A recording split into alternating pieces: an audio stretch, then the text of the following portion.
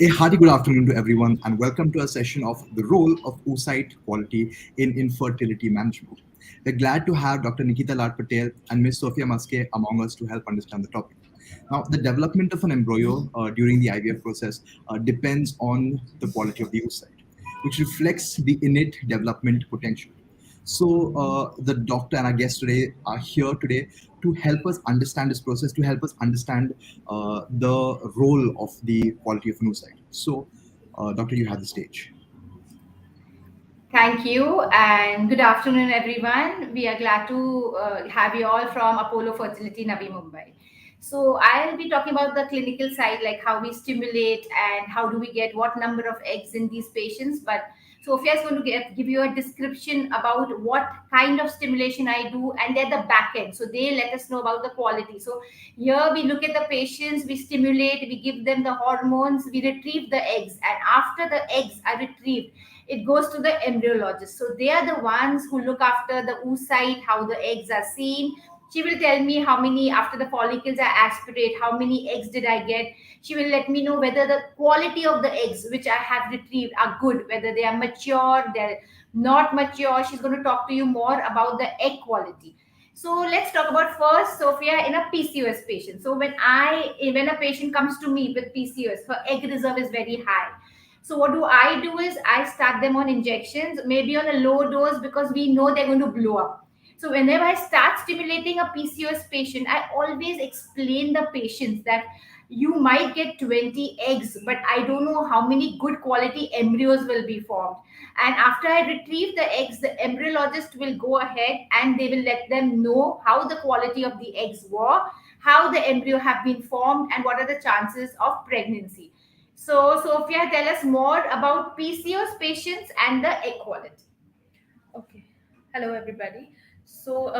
Generally, when a patient comes with us for has PCOD and she comes to us, so after the eggs come to us in the lab, we see it under a microscope, and when we see it under the microscope, the cumulus complex, that is, each egg has cumulus complex surrounded it to it.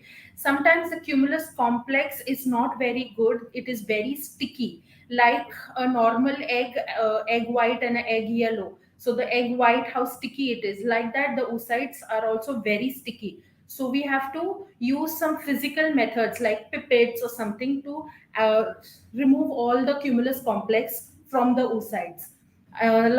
Also the oocytes, when we do ICSI, that is intracytoplasmic sperm injection, wherein we take the sperm and inject it into the oocyte.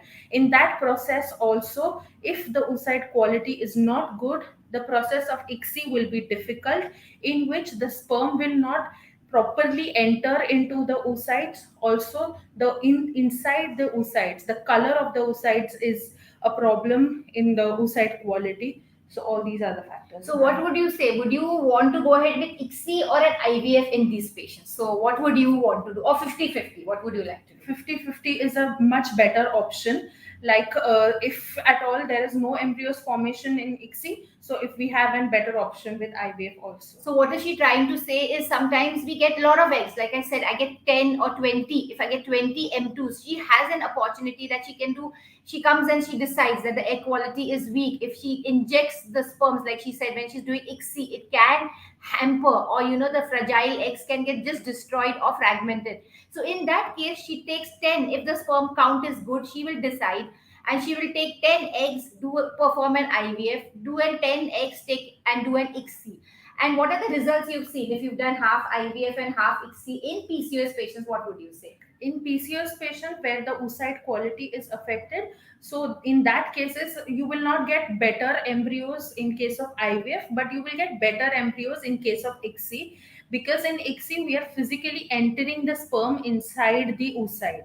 But in IVF, if the oocyte quality is compromised, obviously the embryo formation is also going to be compromised. So you should know that because many patients who come and tell us, oh, my husband's sperm count is good. Why are you doing an ICSI? Go ahead with an IVF. But this is the reason, because the embryologists find it much more easier when they take the sperm and go ahead with an ICSI instead of an IVF. So remember, whatever decision a fertility specialist is taking, it's for your own good. So what do we do in the clinical side? You might be saying that your doctor will put you on some Ayurvedic preparation, sometimes M2 tone, or give you a metformin tablet that will decrease your insulin sensitivity, and they get a better egg quality. So there are a lot of studies done, and they have seen that with a metformin tablet or some other alternative myoinositol, the quality of the oocyte, if we give them for 3 months, can improve in a PCOS patient, and they can give us good embryos.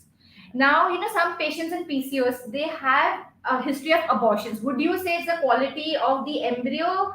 Because of that, they're having abortions, or it might be the uterine factor or their progesterone level low. What would you say? Ma'am, actually, it is different. Like sometimes the oocyte quality also makes a difference. Sometimes it is the uterine factor also, which is an important factor. But when the oocyte quality is compromised, when that time the embryos are also compromised. So that time when we see a day 5 embryo, that is a blastocyst embryo, in a blastocyst embryo, sometimes it is not a very good quality embryo. That is the inner cell mass, the ICM, that is the inner cell mass, which eventually will go and give rise to a baby further, and the trophectoderm, that all these factors get affected when the oocyte quality is compromised. So it's not a very good quality blastocyst that is formed in a day 5. So, what we do mostly, like she said, we wait for an embryo to form into a blastocyst. That's what she's saying, day 5.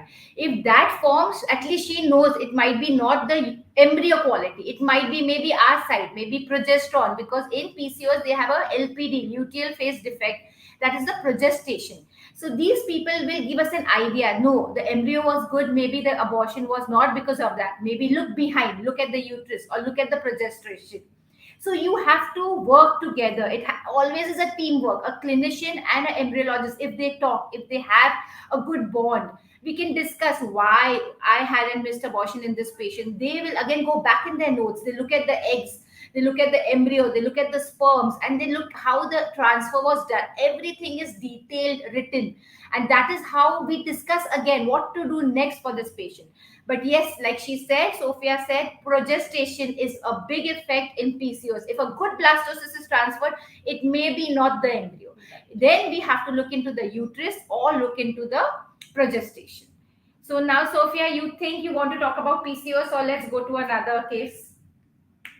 So we go to another case. Now, if there is another, nowadays very common we see is patients having low AMH. It's very, very common. Patients come in even at a younger age, at a 25, 26, with the egg reserve of zero point 0.4, AFC 1 or 2 eggs seen, and they're freaking out. They're like, I never planned my pregnancy, and they suddenly come to us and they say, ma'am, now I need my own eggs. What do I do? I, of course, do not want to go for a donor cycle. What are the other options? So, in this, there's a lot of evidence which says that yes, once the egg reserve is dropped, we cannot do anything. We cannot increase the AMH level by any medicines. The AMH will remain constant. But with our studies together, what we've done, we've seen that if the female is younger age and her AMH is low, we've got good quality embryos that can give pregnancy. But if she's elder, if she's 37, 38, she will tell you about the embryos, the oocyte quality in a younger with a low AMH and with the elderly AMH. So what would you say? What do you see the egg quality if she's 28 years old, and the egg quality at the 37 with a low AMH? So if the AMH is low but the patient is young, so we find that the oocyte quality is a little better compared to the patients having low AMH and but the age is high. So in that case, we generally prefer doing egg pooling. Like we stimulate the patient, get the oocytes, we perform the ICSI procedure, keep the embryos, grow the embryos for 3 days in the incubator, and then we freeze the embryos, whatever embryos we get on a day 3. Again, the following cycle or the next cycle, we stimulate the patient and then we get the embryos, and together all these embryos, maybe we can transfer this one. Yes. So that's the best way what we can give a patient their own egg trial. So there was an evidence showing that if you give them growth hormone injections, so when I give them growth, like, embryologist will tell me, oh, this time the quality of the oocyte was good. What did you do different? So in this, even the evidence is showing that if you give a growth hormone, that is 4 international units every day with the stimulation of the drugs, for about 10 days, we have seen good quality oocytes, and she will tell you what kind of oocytes we see in the, what is the quality of the oocytes. Yeah, so like the oocytes, the first thing we see is the cumulus, like I told before, and then when we remove the cumulus, we see the oocytes with granular cytoplasm, that is the color inside the oocytes. Third thing we see is the polar bodies that is required for the maturation of the oocytes. That is, once if we see the polar body, then we see that it is a mature oocyte, then we can perform the ICSI procedure. So sometimes if the oocyte quality is compromised, then we see fragmentation in the polar bodies. So if there is fragmentation in the polar body, then we generally prefer the embryo to go to a day 5, that is a blastocyst.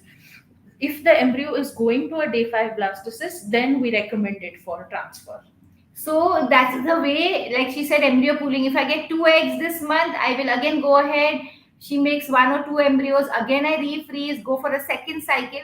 So basically, what does the evidence say? Between 7 to 15 oocytes.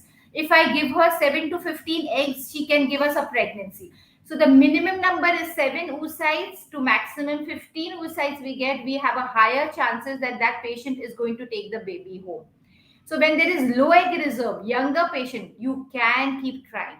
Not only IVF, even natural. If your IVF is failed for some reason, there are chances of conceiving with low AMH. Do not think it's going to be an abnormal embryo. We have not seen with low AMH that there's going to be abnormality seen. Sometimes in endometriosis, where the patient has gone through surgeries because her ovaries have to be, the chocolate cyst is stuck to the ovary. So in that, there's a lot of low AMH in these patients. So my embryologist, whenever I retrieve the egg retrieval of these patients, she can tell you, oh, did this patient have endometriosis? So what does she see in these patients? She's going to let you know. So if there is endometriosis in the patient, the fluid, the follicular fluid that ma'am aspirates and gives to us, so we see it under a microscope and we can see brownish color discharge that is come along with the fluid. So generally the fluid should be a pale yellow color fluid, but when there is chocolate cyst, so that time, or endometriosis, the fluid that comes to us is brownish in color. It has lot of debris, like black color debris are seen in the fluid that comes to us. Also the cumulus is, it is attached to lot of debris in the sample that is provided to us. So in endometriosis also there is a little bit of issue with oocyte quality. When some, it's very tough to get pregnant in endometriosis once because everything is stuck up, there is adhesion. So the tubal mobility for natural conception is very tough. In those cases, like a grade 3, grade 4, I have to go ahead with IVF. And when I retrieve, if I even see 7, 8 eggs, they're dark eggs, sometimes the quality of the oocytes, when they perform ICSI, they cannot give us good quality embryos. There is a problem with the oocyte in endometriosis. A grade 1 and grade 2 is much easier. So people who have chocolate cyst, who have endometriosis, do not waste time. You understand the back end. The problem is the oocyte, the egg quality. So it's better that you start stimulating, retrieve your eggs, create your embryos and freeze at a younger age. Maybe after that, you want to plan your pregnancy, maybe after 2, 3, 5 years, it's okay, but at least we have good quality of embryos in endometriotic patients.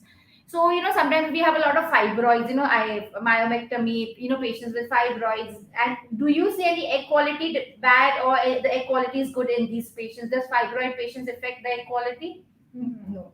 So fibroids generally, we have not seen any fibroid patients oocyte quality being affected. See, that's what I want to know, because patients do ask me, because I have the fibroid, will my quality of the oocyte, the egg reserve is good? Like she said, it will be like a normal responder. Only the problem is in transferring the embryo. If the fibroid is interfering, so when we have to transfer the embryos back into uterus, that's the problem in fibroids. So what do we do is we retrieve the eggs, create the embryos, go ahead with hysterolaparoscopy, clear the uterus, make it good, and then the embryologist will give us the best blastocyst and we transfer and we've got pregnancy. So in fibroid, remember, there is not egg quality, it's in chocolate cyst. Many patients get confused, oh, I have fibroid, will I get? So fibroid affects your uterus, the womb. Chocolate cyst affects the ovary. Now, normal responder, very nice patient who's come with good AMH, everything looks good, unexplained. Like, the patient has tried 3 IUI cycles. She said everything was fine in IUI, sperm was good, eggs were growing. Those are most toughest patients because they're like, ma'am, I'm all okay. Why am I not getting pregnant? What do you think about the egg quality in them? Sometimes their qualities are affected, because even if everything looks good, like the patient has responded properly to the injections and everything, but when we get the fluid, sometimes it's empty fluid, like we do not find any oocytes in the fluid. Even if the follicle is of a good mature size, we find that there is no embryo, there's no oocyte in the fluid that is obtained. Yes, so normal responders, yes, unexplained infertility, we have seen that the highest chance of pregnancy is with IVF or ICSI. And like she said, some follicles, like we do not know, empty follicles, like I say, I'm going to get 10. When, we go and discuss before, I'm going to get 10 eggs. So she counts, she waits for 10 oocytes. But sometimes what happens, they are empty. Like the follicle is, I go inside, only the fluid, she cannot see any oocyte inside that. So that is called an empty follicular syndrome. And if that is a problem, even if I get 5 6 eggs, but in the unexplained, you get good quality embryos, you're done, you're going to conceive. So that's another thing. Don't keep wasting time with 4 5 IUIs. After that doesn't work, you need to shift for an IVF. Not like previously, IVF is now painless. You just have to go ahead, subcute injection every day for 10 days, retrieve after the 10 days injections. Once the eggs are around 18 under anesthesia, we retrieve the eggs, give them the oocytes, and then they go ahead with the ICSI procedure. Can you tell them a bit about embryo freezing? So she'll let you know what is embryo freezing and why it is important that you have 2 3 attempts because of embryo freezing. So she'll give you a gist about embryo freezing. Okay. So generally, when we do the ICSI, after the ICSI is done, we keep the embryos in the incubator and monitor them for 3 days. So after 3 days, when we see the embryos, we see for the growth of the embryos, we see the grading, we see the quality of the embryos that is formed. Now, how do we see the grading? The grading is done on the basis of blastocysts. The day 3 embryos, in the day 3 embryos, we'll see how the blastomeres are growing. Like, what are the blastomeres? These are small cells that are growing inside the embryo. So we see how many cells, that is the blastomeres, that are formed, and we count the number of blastomeres. On the basis of that, we decide how many cells are there in the embryo, and if there is any fragmentation or if there is any degeneration. So all these things are seen, and then we grade the embryos. So generally, when we see if there are 7 M2s, mature oocytes, that we have injected or we have done ICSI, so if on day 3 we'll get 4 or 5 embryos, good quality embryos. So when like if we get 5 embryos, so the best 3 are frozen in first attempt, and the remaining 3 are frozen in the second attempt. So when we freeze, we give the best attempt always the first attempt. So that is in short what is embryo freezing. So anytime we have more number of embryos, our patient is lucky. They tell us that, oh, I'm paying for one cycle. How many times I can go ahead? So that depends upon the egg quality and how many embryos we have. So we transfer the best 2 blastocysts hopefully in the first attempt. If we have more embryos frozen, she doesn't have to go through the whole injection process. She doesn't have to go through any stimulation again. She comes back if she's conceived in the first time. In 10 years, we have given patients 3 babies. Every 3 years, my patient came and took one. So it does. You can have your embryos frozen for 10 years. In our own labs, we've given them the results.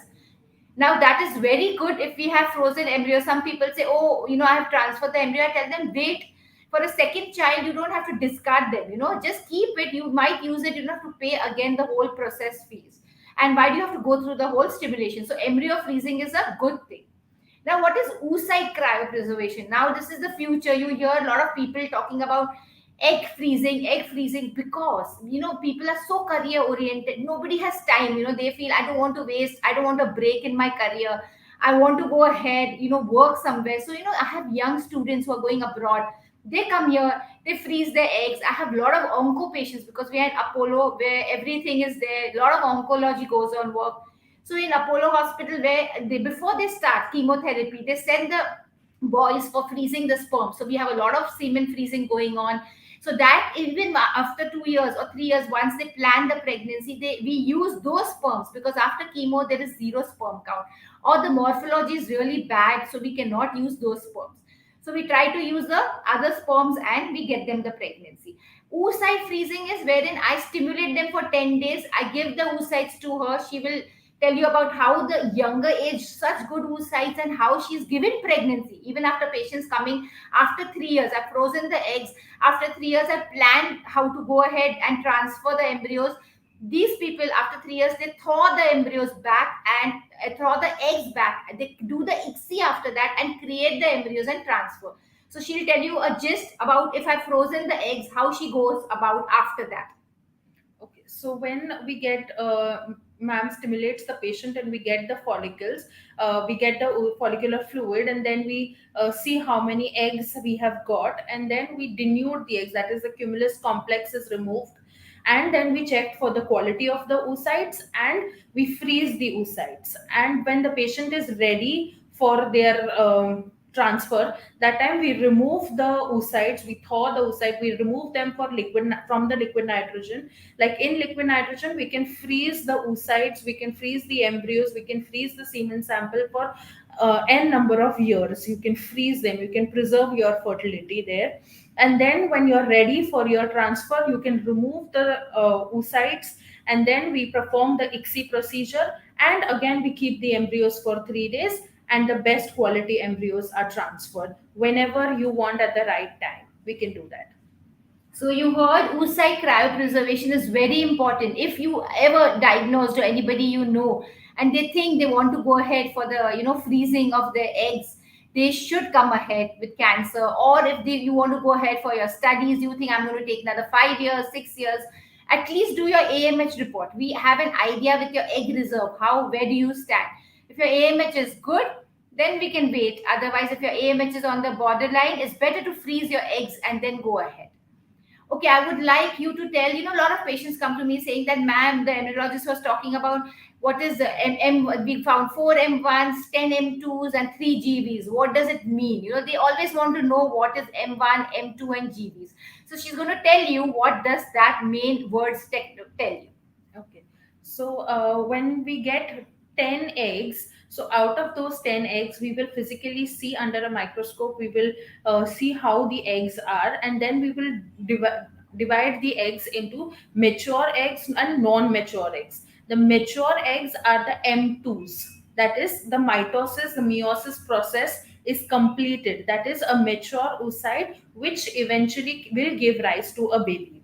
So when it is a mature oocyte, that is an M2 oocyte, we will see that the M2 oocyte will have a proper polar body. It will not have any fragmentation. So the polar bodies are small bodies which are seen outside the cytoplasm in the near the zona pellucida. So these are the mature oocytes. So the mature oocytes are generally, we have done ICSIs on mature oocytes. The immature oocytes, that is the M1s. So the M1s will not have polar bodies. So generally ICSIs are not done on M1 oocytes. The geminal vesicles, the GBs. So we see geminal vesicles inside the cytoplasm. So those oocytes are also not preferable for doing ICSI, which will not give rise to a embryo and eventually not give rise to a baby. Does M1 ever turn to an M2? Have you seen, if you have retrieved the eggs you saw and you saw they were M1s first, do they turn to an M2, and how many do they if they convert? The ratio is very less, but yes, that we have seen some of the M1s turning into M2s. That is the reason why many studies have shown that once the oocytes are retrieved, then you have to give them an incubation of 2 hours. So we generally give an incubation of 2 hours, and at that time, if the process of mitosis is almost completing, then in these 2 hours of incubation, we have seen that some of the M1s are converted into M2s, and then we can perform ICSI. So these are the main terminologies what an embryologist talks about, or you see in their report. So you should know. So at least she's given you an explanation what is M1, M2, and GB. So GBs are useless. M1s can convert to M2 if they wait for 2 hours, and M2s are the only ones which will give you the embryo. So whatever eggs are found, you can ask the fertility specialist or your embryologist how many M2s were there. So those are the ones which are going to form the embryos. Now, if I had 8 M2s and you do an ICSI in a normal good oocyte quality, how many embryos will mostly? What does your study say? How many embryos will you get? Ideally it should be 5 to 6 embryos. If 8 M2s are there on a day 3, generally 6 embryos should be formed. And in after those 6 are formed, then if we go for a blastocyst, from that 6 it is again going to decrease. So on a day 5, from 6 you will get hardly 2 or 3 blastocysts, if all is fine even then. So remember this. This is important. Like most of the patients, you all think that, oh, 10 eggs here, so I'm going to get 10 babies. No. So out of the 10 eggs, 80% chances that they'll be, if everything is fine, they will form to a day 3. From 8, maybe 4 or 3 will turn to a blastocyst, which we need to transfer. So it's not, because most of the patients are confused. Where did my eggs go? What happened to my eggs? So this is the reason everything does not form into a blastocyst, or whichever is the only healthy egg and a healthy sperm will turn to a blastocyst. What would you say nowadays? The newer thing, people talk about PGS. Many patients also come to me and say, "Oh, get the embryos tested. If everything is fine, you've seen a blastocyst. If you've seen healthy without any problem in the couple, if you test them for PGS, what have you seen? A good healthy blastocyst mostly turns normal embryos, or there are sometimes abnormality."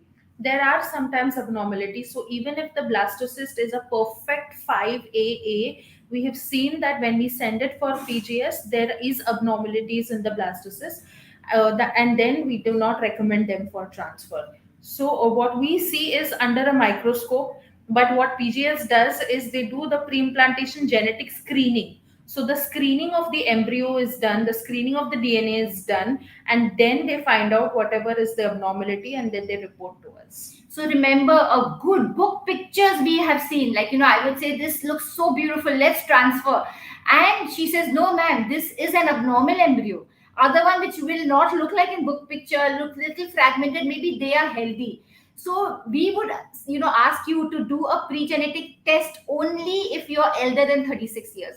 Younger age, we have seen a lot of studies that no, you don't need to go ahead below 34, 35.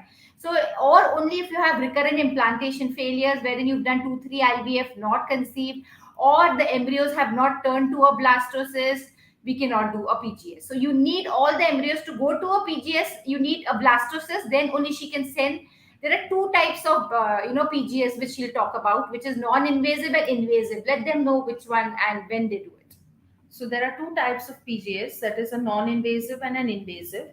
So the non-invasive is generally which is preferred by lots of clinicians and also ma'am. So the non-invasive PGS is we keep the embryos in the dish, like a single drop will have one single embryo. So we keep it in that incubator for 5 days. So the studies have shown that after day 3, the embryo will release some of the DNA material into the medium in which we have kept the embryos, in which we have kept the embryos to grow for day 5. So the medium in which the embryos are kept, those medium will have the DNA. So we can send the medium directly for testing, and then we get the without hampering the embryo. So in non-invasive process, the embryo is not touched. We do not touch the embryo at all. Whatever the process is done is on the medium in which the embryo is kept. Whereas in invasive PGS, we remove the part of the a few cells of the blastocyst are removed from the blastocyst, and then we are send it for the process in which the PGS is done. So without hampering the embryo is non-invasive, and hampering the embryo, removing the cells from the blastocyst is invasive. See, previously they used to do only invasive. Now, a lot of non-invasive studies have come and they've shown the good results. But non-invasive, that is non-invasive PGS, wherein she said you just take the media, in that only aneuploidies will be figured out, not about any abnormality. If there's a thalassemia or there is a specific disorder, Duchenne's muscular dystrophy, wherein we have to figure out, are these abnormalities seen in the embryo? Yes, in these cases, you have to go ahead with invasive, where you have specific testing, wherein I tell Sophia that no, this is the test, she will say no, I have to go for an invasive. So she knows. So you have to discuss the case with her. talk to the embryologist, what is it, and that's how we decide how to go next to get the best healthy embryo. And even if you've done a PGS, you've done non-invasive, invasive, whatever, you have 50% chances of conceiving. Nothing is 100%. You need to know when you jump into an IVF cycle, it's not any time more than 50% chance to get a 9 months baby, the baby in hand, take home baby rate. For us, it is all about take home, wherein my patient, I've given her pregnancy, I take care for 3 months, and then when she goes back, she comes with a baby. 9 months, that's the time we are happy and we are glad. And we've seen our results. What the evidence also says, we are the same way at 49-50%, nothing more than that. So you all, when you jump into an IVF, you need to know all this and then come and start the cycle. So I would like to know if you have any questions, then we would like to answer them. Otherwise, I think we are done with our discussion. Any questions?